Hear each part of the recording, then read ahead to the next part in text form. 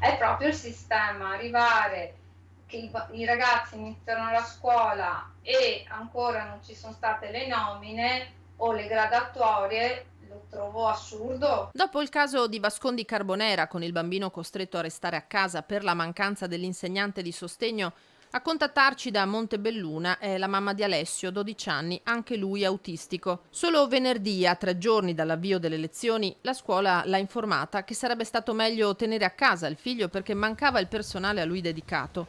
Un copione che purtroppo si ripete a prescindere dall'emergenza sanitaria. E a parte quest'anno col Covid che sono stati a casa tanti mesi, hanno comunque 3 mesi, sanno quando inizia la scuola.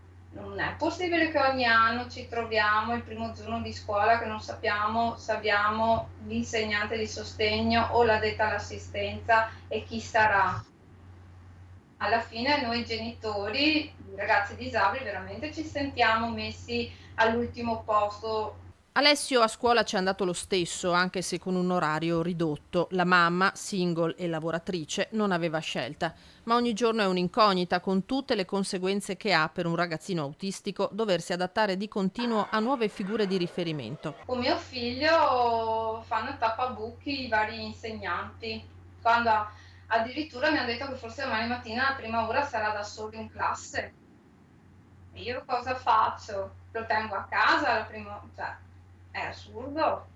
Io non do la colpa all'istituto, alla mia scuola, do la colpa al sistema.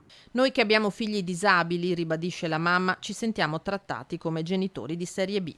Questa non è una scuola, non è un'istruzione. Alla fine loro hanno dei diritti e devono, cioè giustamente bisogna pensare a loro.